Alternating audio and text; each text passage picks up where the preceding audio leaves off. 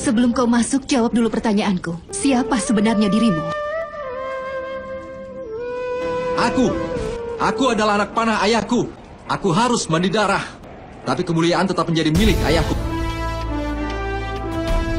Aku adalah perisai saudara-saudaraku. Aku akan berdiri di depan mereka saat berperang. Dan di belakang mereka saat damai. Tapi di atas semua itu, aku adalah kekuatan di mata Ibu Pancali. Setiap kali akan ada air mata di matanya. Semua keberadaanku akan bisa dibersihkan olehnya. Dengan air mata, apakah Ibu ingin aku mati sebelum aku?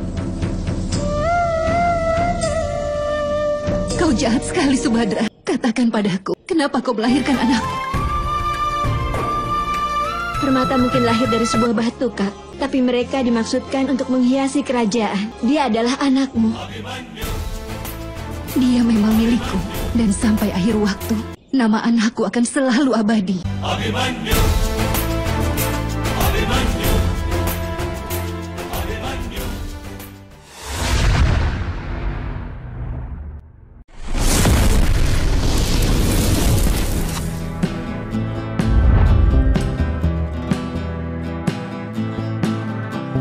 Siapakah seharusnya yang bertanggung jawab atas kematian Abimanyu?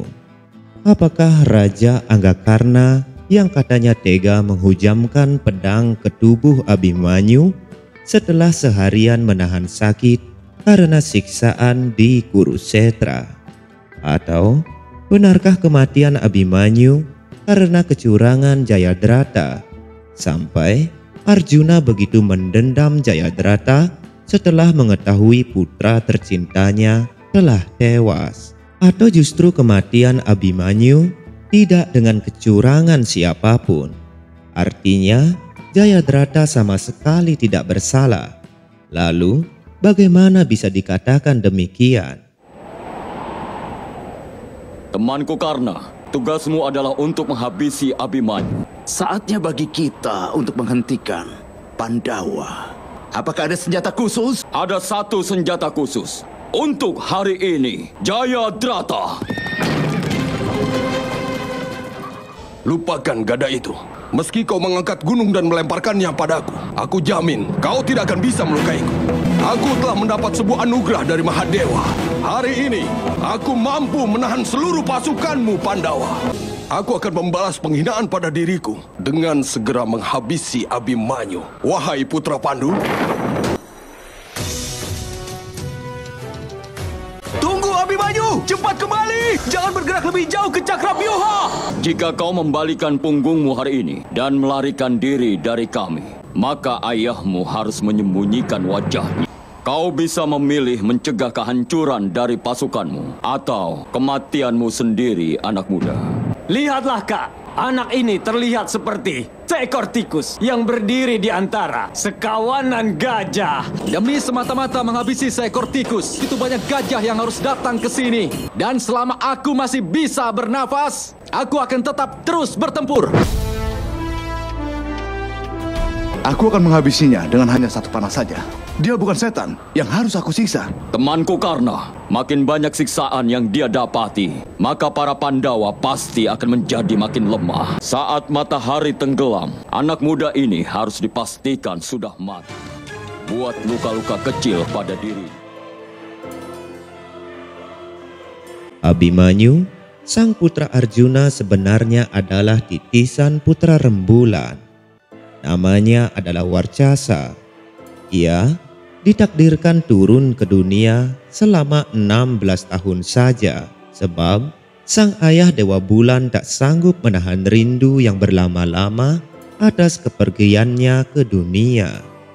Abimanyu memiliki kepribadian seperti arti namanya, yang tak mengenal takut, sehingga tak ada nama yang bisa membuat hatinya bisa bergetar pada ketakutan dan kebimbangan selain dari Arjuna dan ibunya saja.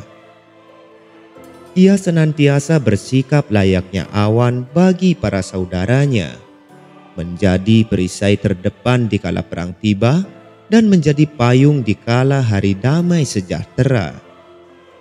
dia juga telah mengabdikan dirinya sebagai anak panah dari Pancali, sehingga siapapun yang berani membuat air matanya berurai, bahkan para dewa pun akan dia tantang untuk bertempur.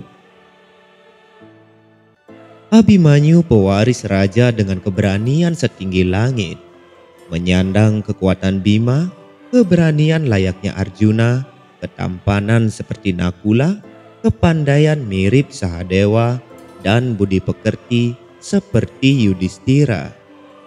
Meskipun dikalahkan dalam pertempuran, Abimanyu mengesankan dengan ketidakberdayaannya yang tak pernah merasa takut di hadapan kematian ketika berani menantang Maharesi Bhisma.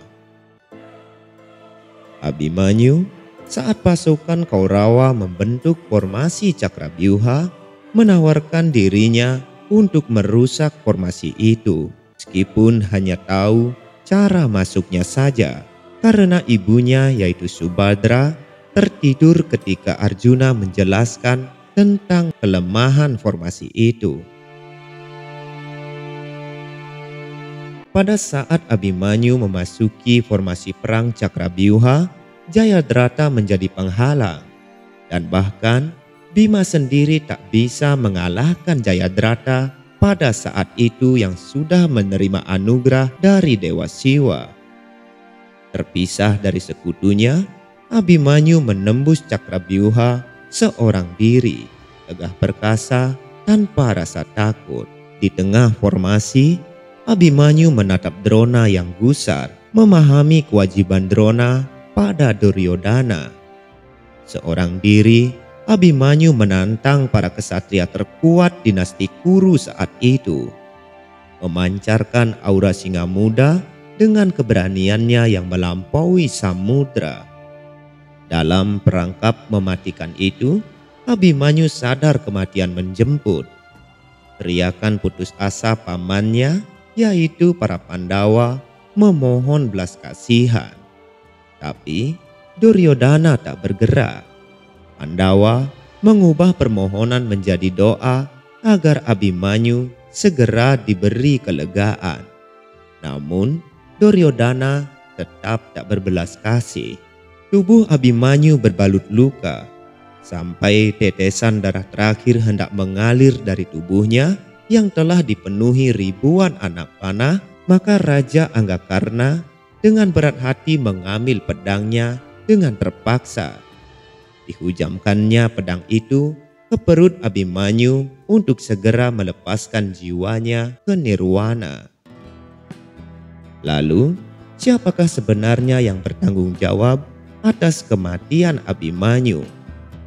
Raja Anggakarna atau Jayadrata yang patut disalahkan?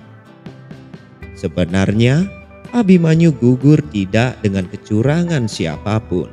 Abimanyu menerjang formasi tempur, melewati Jayadrata.